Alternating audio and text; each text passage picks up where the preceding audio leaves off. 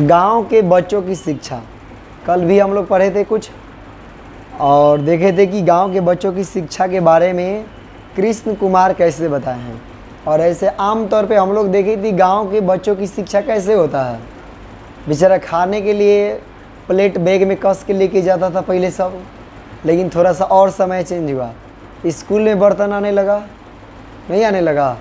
उसके बाद सब चीज़ हलवाई सब चीज़ जो कहाँ रहने लगा, स्कूल में ही बना करके सब मिलने लगा। लेकिन यहाँ पर भी आगे बता रहे हैं शिक्षा के इस क्षेत्र में आगे कि अगर देखा जाए तो राजनीति के मंच पर अगर नज़र दौड़ाया जाए तो आप सभी चुन कर आए हुए लोग हैं। मतलब जो राजनीति के मंच पे जो भी नेता रहता है, मंत्री रहता है, वो सभी लोग क्या रहते हैं, सभी लोग चुन करके आए रहते हैं। आपको पता है कि किस तरह हिंसा और अपराध राजनीति का हिस्सा बन चुके हैं। मतलब लेखक जो है बता रहे हैं किसके लिए, जो भाषण दिया गया है उसके लिए बता रहे हैं कि जो भी लोग नेता हैं तो इनको पता है कि किस तरह हिंसा और अपराध राजनीति का हिस्सा बन चुका है। पंचायती राज के चुनावों में भी जगह जगह विशेषकर महिलाओं और पीड़ितों वर्गों के सदस्यों को हिंसा का शिकार होना पड़ा है। मतलब जो महिला है और जो पीड़ित सदस्य है, वर्ग है, उन सभी को हिंसा का शिकार होना पड़ा है। अरे जैसे जैसे हम राजनीति की इस कड़ी में आगे बढ़ते हैं, हिंसा का चरित्र उतना ही सघन दिखाई पड़ता है। मतलब कि राजनीति में जैसे जैसे आदमी आगे बढ़ते जाता है, अपना लेवल ऊपर जाते रहता है, तो हिंसा जो है एकदम साफ रूप से क्या होता है, दिखाई देने लगता है। इन नेताओं के सामने इस समाज की शिक्षा, स्वास्थ्य तथा नई नीतियों की बात करना एकदम बेमानी है। मतलब इनके सामने कोई भी बात करना शिक्षा से संबंधित या फिर स्वास्थ्य से संबंधित या कोई भी नया नीति अपनाने की अगर बात किया जाए तो बात एकदम क्या होगा, बेमानी है। यह सामाजिक हिंसा सिर्फ राजनीति में ही नहीं बल्कि सामाजिक संबंधों में भी फैल रही है। इस सामाजिक हिंसा का महिलाएं सीधे शिकार बनती है। साथ में हमारे समाज के तमाम कामगार, आदिवासी, छोटे किसान और मजदूर जगह जगह इस हिंसा को सह रहे हैं। मतलब ये जो शोषण है, ये जो अत्याचार है, इन सभी चीज़ों को जो लोग गरीब लोग हैं, जो मजदूर है, इस हिंसा को क्या कर रहे हैं, सह रहे हैं। जो पूंजी के शासन और एकदम भ्रष्ट एवं अप्रासंगिक हो गई राजनीति के साथ साथ राजनीति की मुख्य धारा में भी शामिल हो गई है। इस परिस्थिति में पंचायती राज का उदय हुआ है। मतलब कि ऐसा जो एकदम परिस्थिति चल रहा है, इस परिस्थिति में क्या उदय हुआ है, पंचायती राज का उदय हुआ है। यह एक बहुत बड़ा अंतर विरोध है, परंतु इसमें जहाँ एक चिंगारी और रोशनी झांकती है, वही ढेरों आशंकाओं का अंधेरा भी दिखाई देता है। प्रश्न उठता है कि यह पंचायती राज चलने भी दिया जाएगा या नहीं। मतलब ऐसा प्रश्न आता है कि इस टाइम में पंचायती राज चलने भी दिया जाएगा या नहीं दिया जाएगा। हमें यह मालूम है कि अभी तक हर प्रदेश में पंचायतों के चुनाव नहीं हो सके हैं। हमें मालूम है कि ऐसे महत्वपूर्ण अधिकार जिनमें देश की सबसे शोषित जनता का सुधार छिपा हुआ है, पंचायतों को नहीं दिए गए हैं। मतलब जो शोषित जनता है, जिसका सुधार हुआ है, उसको पंचायत को नहीं दिया गया। ऐसा सुधार पंचायतों में नहीं किया गया है। करें मसलन खनिजों के इस्तेमाल को लेकर ग्राम सभाएं केवल चर्चा कर सकती है, किसी कंपनी को इन खनिजों को न सौंपा जाए। मतलब किसी भी कंपनी को इस खनिज को न सौंपा जाए, इस बारे में निर्णय लेने का अधिकार उन्हें नहीं है। यही स्थिति जल, जंगल और ज़मीन के बुनियादी अधिकारों को लेकर भी है। कुछ प्रदेशों में पंचायतों को मामूली से मुद्दों पर चंद अधिकार सौंपे गए हैं। कुछ जो प्रदेश है जहाँ पर पंचायत को थोड़ा सा अधिकार दिया गया, क्या किया गया, थोड़ा सा एकदम नाम मात्र का अधिकार सौंपा गया है। ये अधिकार भी महत्वपूर्ण है। हम मानते हैं कि हमें इनका इस्तेमाल करना है, लेकिन सच्चाई यह है कि स्थानीय स्तर पर जितनी बड़ी खलबली हमारे देश में मची है, उसे किसी भी प्रकार से नियंत्रित करने की स्थिति में आज हमारी पंचायतें नहीं हैं। यद्यपि आलंकारिक रूप से पंचायतों को भारतीय लोकतंत्र की सबसे बड़ी उपलब्धि बताया जा रहा है। मतलब जो पंचायत है, इसी को क्या बताया जा रहा है, लोकतंत्र की सबसे बड़ी चुनौती के रूप में बताया जा रहा है। इस समूचे परिदृश्य में प्राथमिक शिक्षा को अधिक कारगर बनाने की ज़रूरत एक बहुत बड़ा सवाल है। मतलब ये जो पंचायती राज है ना, जिसमें क्या होता है, प्राथमिक शिक्षा को अधिक कारगर बनाने के लिए बहुत बड़ा सवाल है। एक प्राथमिक शिक्षा कोई अजूबा या दूर की कौड़ी नहीं है, बल्कि उसी संदर्भ में जन्म लेती है जो इर्द गिर्द जा रहा है। मतलब कि जो उसके अगल बगल जैसा माहौल चलता है, वैसा ही वहाँ की प्राथमिक शिक्षाएं भी क्या होता है, स्टार्ट होते रहती है।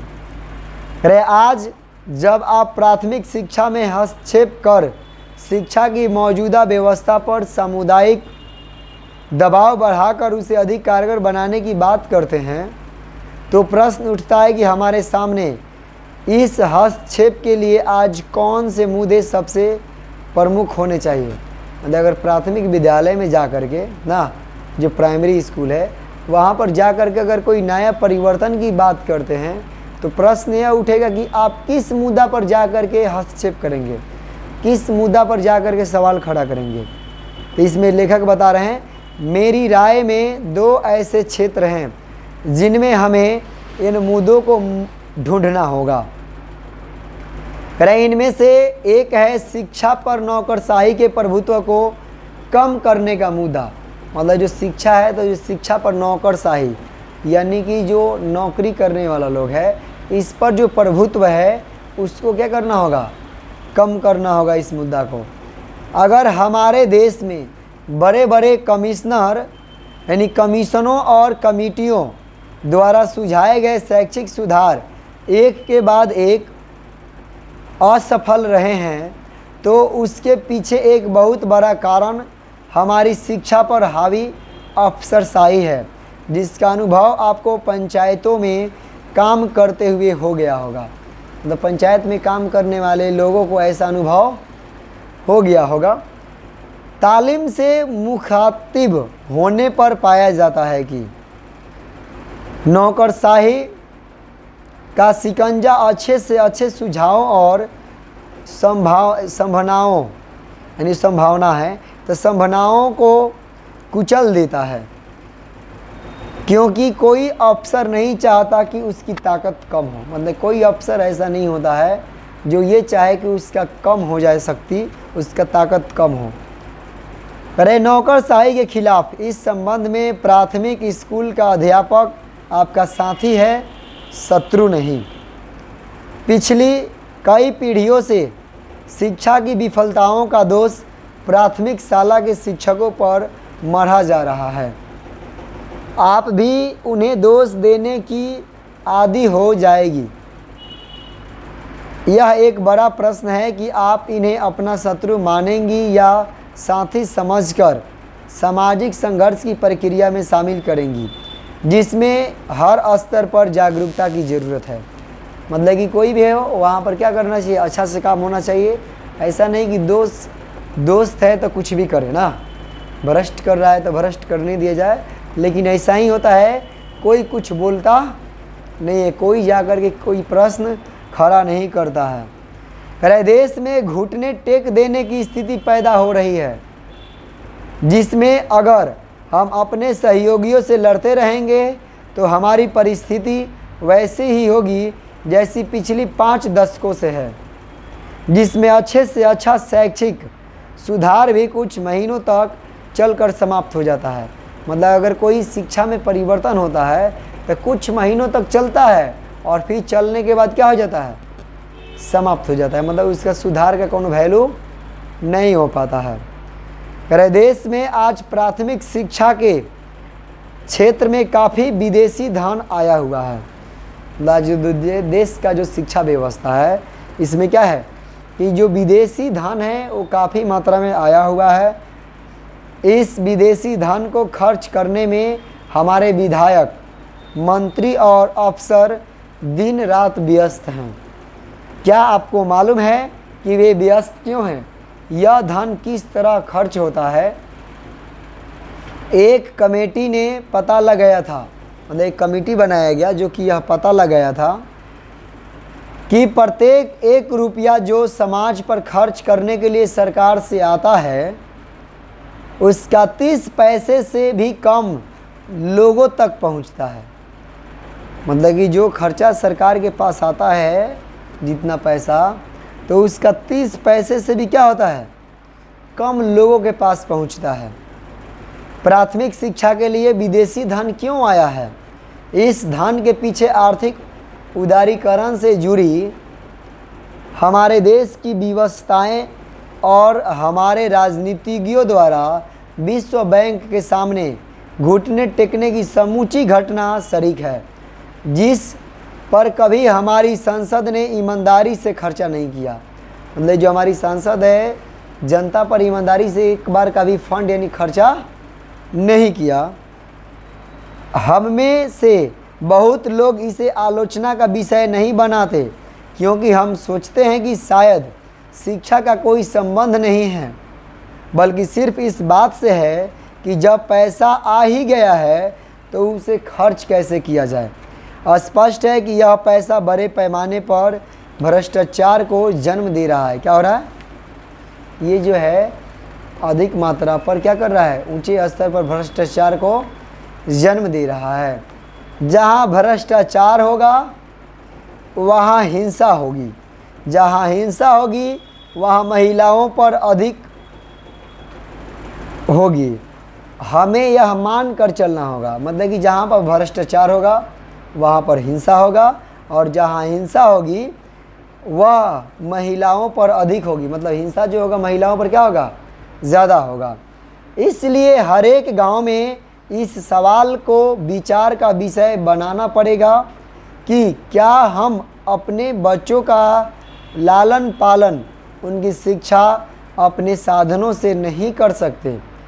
अगर आज यह स्थिति है कि हमको कुछ विदेशी संस्थाओं ने धन दिया है तो हमारे पास यह तय करने का अधिकार होना चाहिए कि यह धन किस तरह खर्च होगा। मतलब यह अगर जाने कि विदेशी जो खर्च आया है वो आया है जो उसको किस तरह से खर्च किया जाएगा, ऐसा जानने का अधिकार होना चाहिए। इसके बाद कल पढ़ोगे लोग, कल ख़त्म हो जाएगा चैप्टर।